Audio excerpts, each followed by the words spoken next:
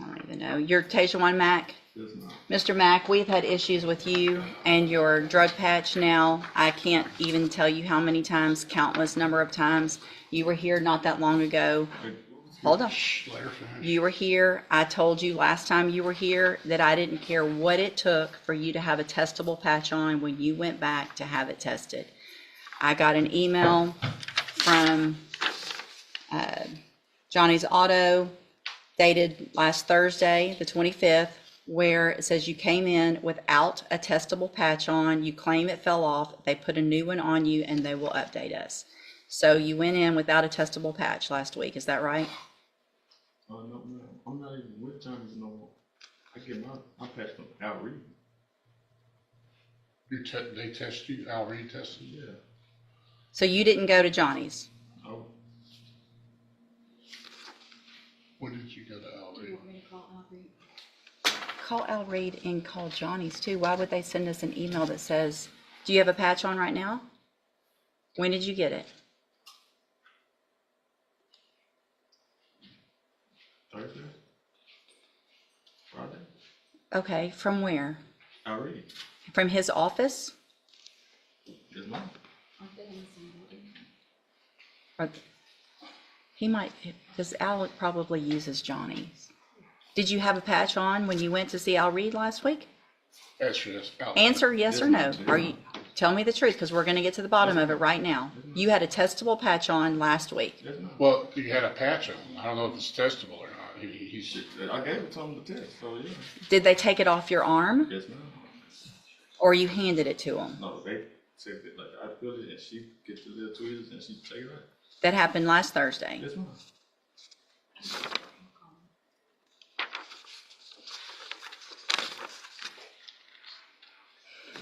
I owe Johnny some money from my previous batch. What? I owe Johnny some money. Okay, but that's not what they're saying. So I need to find out why they're saying specifically with regard to you that you went in without a patch on.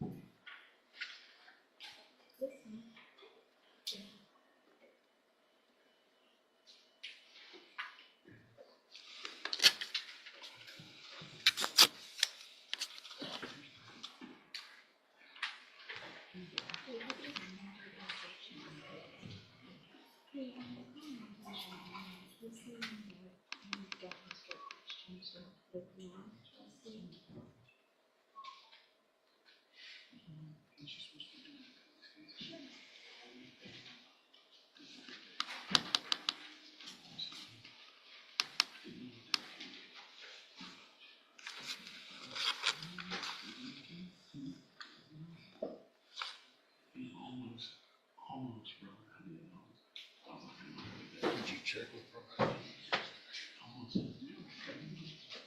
Probation doesn't have anything to do Well, with if you could drug test him in court. I'm tired of doing that. That's what I've done every time we've been here. I'm not going to keep doing that. We're going to either have patches that work or he keeps on or not. I just got to see why they sent this email.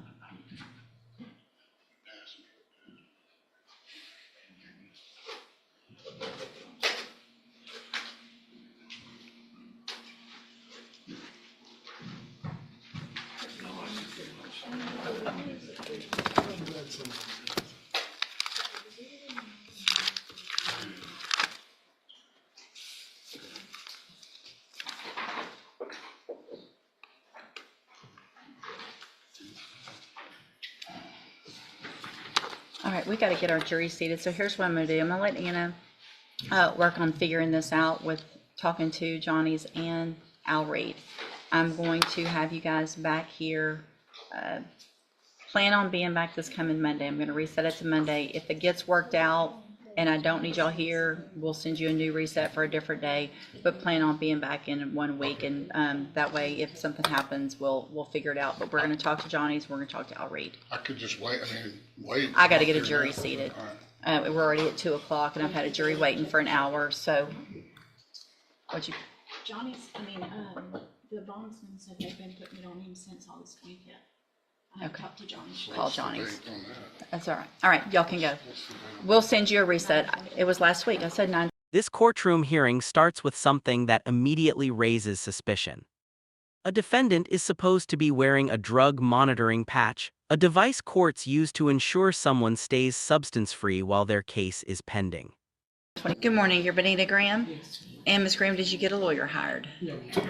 I did visit three times. Who'd you talk to? I talked to Kendra, Ms. Holmes, and, Attorney Adams. Okay, And he did state, Attorney Adams did state if he was elected that he would, represent me pro bono. okay. So, well, what do you mean if he was elected? I don't. Well, if you assigned him to my case. Oh, yeah, it doesn't work like that. Okay. Okay, so are you working? No, ma'am. Okay, why aren't you working? I'm retired and I only have one source of income, and that's, Social Security from my husband's death. Okay. All right, And so. I do have cancer. Okay, so what I'm going to do this morning, Ms. Graham, is have you fill out some paperwork. Thank you for doing what I asked you to do. To see if, I'm going to have you fill this paperwork out to see if you qualify for a court-appointed lawyer. You need to fill it out accurately and completely. Don't leave it all blank or put zeros. And then I'll take a look at it when you're finished. If you'll step over in front of the clerk, she'll give you that information. Yeah, actually, about the monitoring situation, if I can be relieved from it. Let's take care of this first, Yes, okay? ma'am. Did you need the Good morning, call? Anna. Okay.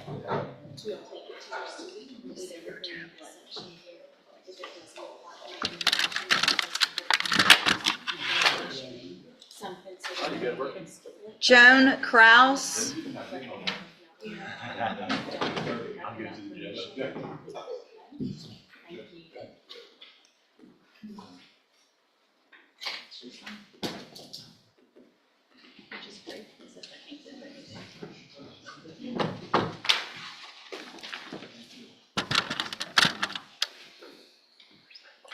Good morning. Are you Joan Kraus? Yes, ma'am. And Ms. Kraus, this is your initial appearance in cause number 25 DCCR 0904. You're charged with a third-degree felony offense of driving while intoxicated, third or more, from July 16th of 2024. Since you've made bond in your case, have you had an opportunity to try to hire a lawyer? No, I got a court appointment. Right, so when you're in custody, we automatically give you a court-appointed lawyer. If you make bond, I expect you to at least try to hire your own lawyer. Are you working? No, ma'am. Okay, why aren't you working? Retired. Okay, and so you have a retirement income? Yes, ma'am. So what I'm going to do, Ms. Kraus, is reset your case to give you some time to try to hire a lawyer. Okay, you need to, if you get someone hired, bring the reset notice that you get today to that lawyer. They'll tell you what to do. If you're unable to hire someone before the next court date, then I'm ordering you to visit with at least 3 lawyers. They all charge different amounts. They have different payment plans. Bring me back the names of the lawyers that you've talked to so I know you're trying, and then we'll discuss your options. Okay. If you don't do that, then when you come back, you run the risk of me raising your bond for not following that court order, and you would have to go back to jail. Do you understand? I do, ma'am. And are you, do you have the ignition interlock device on your vehicle? No, ma'am, I don't have one. You're not driving. I want to make sure you understand it's a condition of your bond. You cannot drive unless you have that on your, any vehicle. Do you understand? Yes, ma'am. Okay, step in front of the clerk. She'll give you your reset notice. Sarah Henderson.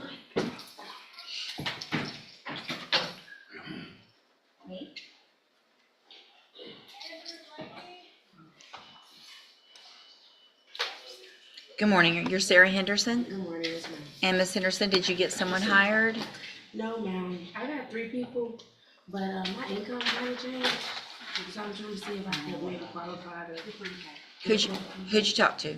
I talked to Langston, Scott Adams, C.L. Swisher, and Keith French. Mm-hmm. Okay.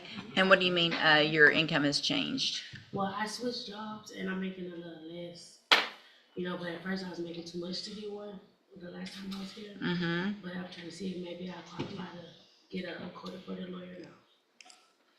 Why did you switch jobs to make less money? Well, I didn't really have a choice, so. Okay. had a water switch. Where are you working? The city of Beaumont, Okay, streets and drainage. okay. So I'll let you go ahead and fill out that paperwork again. Make sure you fill it out accurately and completely, just like you did last time, and then I'll take a look at it, okay? Step in front of the clerk.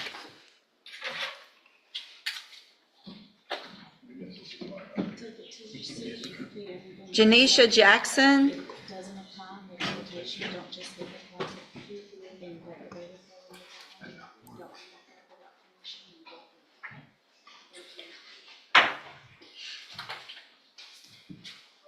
good morning. Are you Janisha Jackson? Janaisha Jackson. Janisha, and Ms. Jackson, this is your initial appearance in cause number 25, DCCR 0903.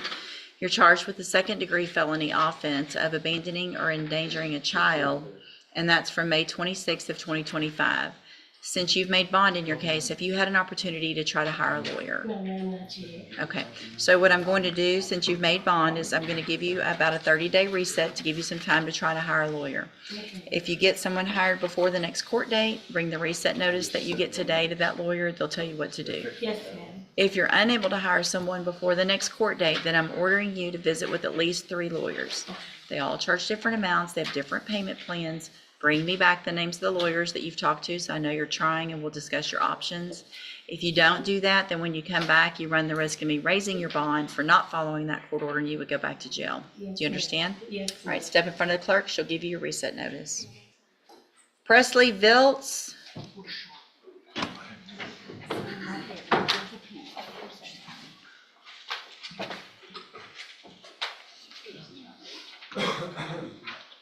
Good morning, you're Presley Viltz. And Mr. Viltz, did you get someone hired?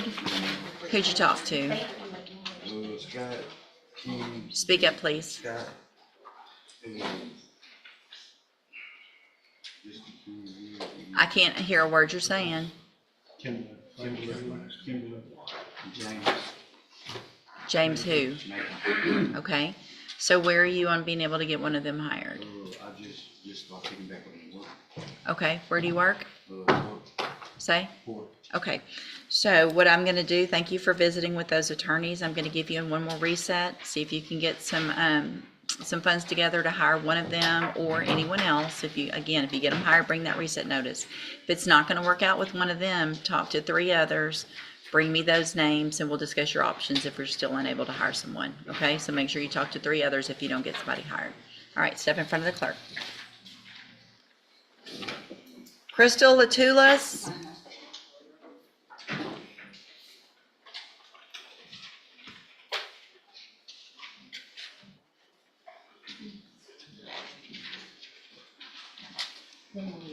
Good morning, ma'am. You're Crystal Latulas. And Ms. Latulas, this is your initial appearance in clause numbers 25 DCCR 0850 and 0851. In each of those cases, you are charged, sorry, give me a second, with the second-degree felony offense of abandoning or endangering a child, and that's from May 30th of 2025. Since you've made bond in your case, have you had an opportunity to try to hire a lawyer?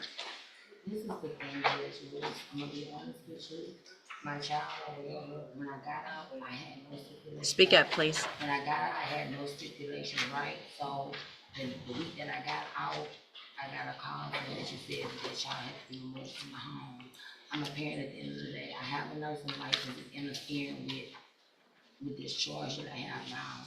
That was my whole point of starting over. I already had got my nursing license, but I'm going. Okay, you're telling me way too much information. Okay. Here's the thing. I was just asking about my child. Is there any type of way that I could get? You need to get a lawyer, and they can file a motion asking, but just with your word, based on what you're charged with, no, I'm not going to allow that at this point, okay? So I'm going to expect you to try to hire a lawyer, reset your case about 30 days to give you some time to do that. If you get someone hired before the next court date, bring the reset notice that you get today to that lawyer, and they'll tell you what to do. If you're unable to hire someone before the next court date, then I'm ordering you to visit with at least 3 lawyers. They all charge different amounts, have different payment plans. Bring me back the names of the lawyers you talk to, so I know you're trying, and then we'll discuss your options. If you don't do that, then when you come back, you run the risk of me raising your bond for not following that court order, and you would go back to jail. Okay. Do you understand? I don't, he told me something about diversion from, we just stepped out. Okay, that's why you need to go hire a lawyer, okay? Yes, ma'am. Step in front of the clerk. Lisa White.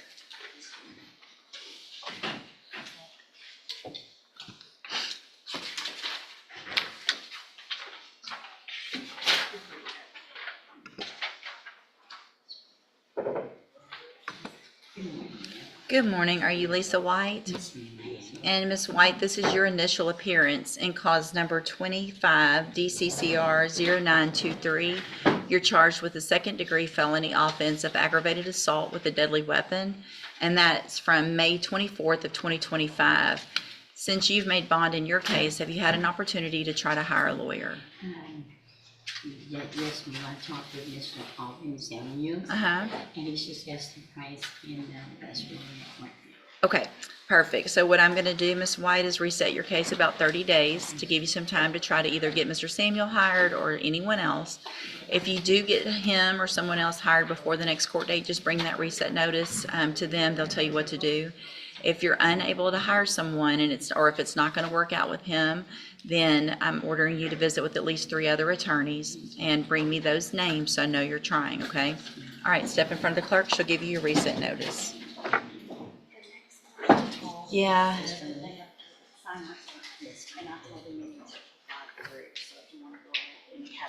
He hasn't.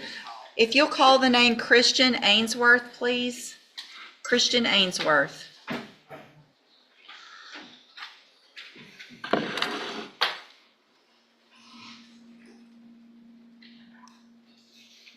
Christian Ainsworth. That's okay. Where you go? Thank you.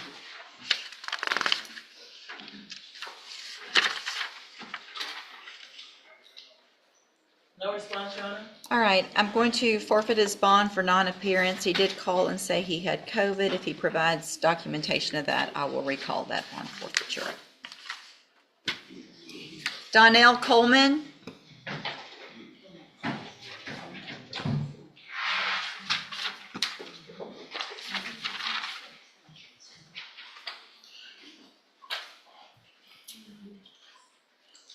Good morning. Are you Donnell Coleman? And Ms. Coleman, were you able to get someone hired? No, ma'am. Did you talk to some lawyers? Yes, ma'am. Who'd you talk to? I still have Mr. Ross.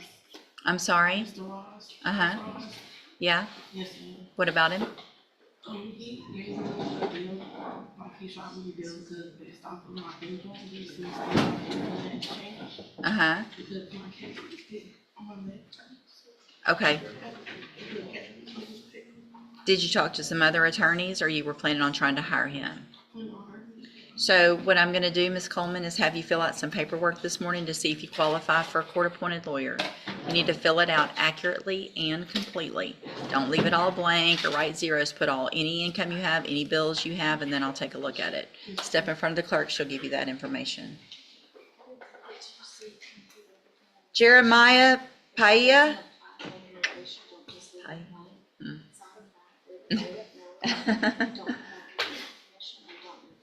Good morning. How do you say your last name? Hi.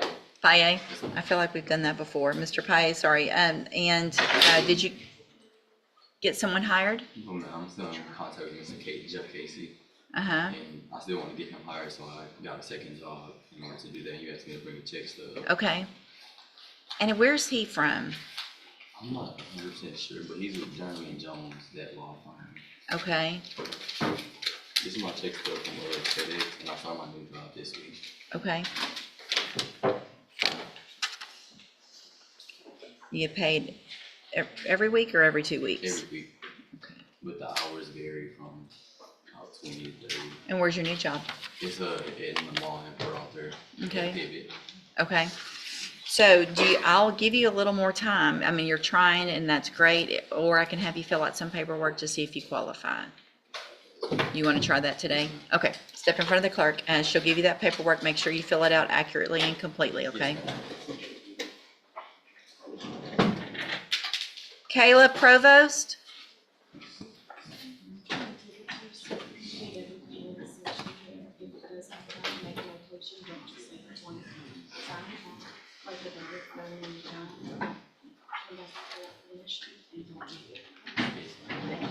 Good morning. Are you Kayla Provost? Yes, ma'am. And Ms. Provost, this is your initial appearance in cause number 25 DCCR 0972.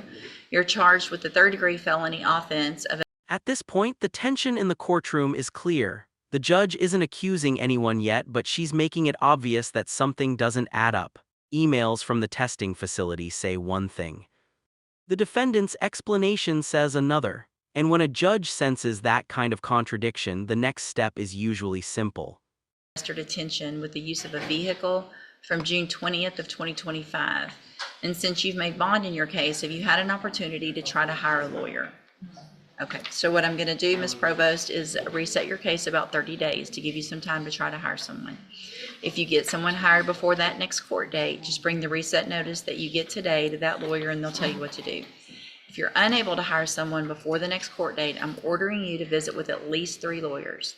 They all charge different amounts, they have different payment plans. Bring me the names of the people that you've talked to so I know you're trying, and then we'll discuss your options. If you don't do that, then when you come back, you run the risk of me raising your bond for not following that court order, and you would have to go back to jail. Do you understand? Yes, ma'am. All right, step in front of the clerk right here, and she'll give you your reset notice.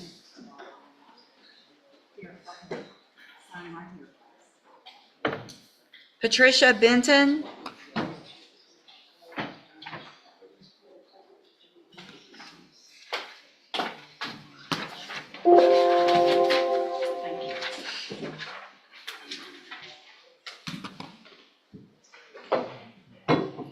Good morning, you're Patricia Benton? Yes, ma'am. And Ms. Benton, did you get someone hired? I have not, no, ma'am. Okay, who'd you, I've contacted Corey, Brittany Holmes, Mr. Macon, and Corey Crenshaw, but I can't afford them.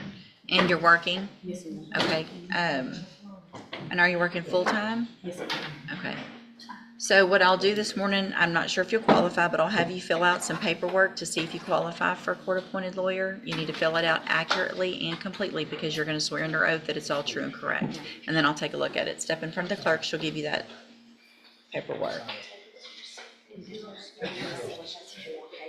Yeah. When I printed this, he had not signed it down, and the other two have one form, you know what I mean? But Yeah. he signed it down now. So the other two, They're on Are- the tablet now, I can give you the case number, they're on the tablet or on the, policy and so okay, that's okay, I can look here. it's 49 and 50.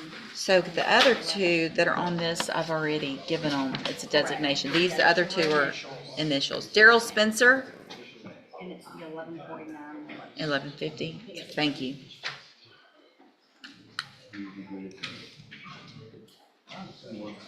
Good morning, you're Daryl Spencer. And so, Mr. Spencer, you've been here previously in cause numbers 24 DCCR 1863 and 24 DCCR 0841. And then it looks like there were 2 new indictments that have come down, and so you now have an initial appearance in those cases. One of them is 25 DCCR 1149, and in that case, you're charged with the third-degree felony offense of evading arrest or detention with the use of a vehicle from June 14th of 2025. And then the next one is cause number 25 DCCR 1150. Hold on a second.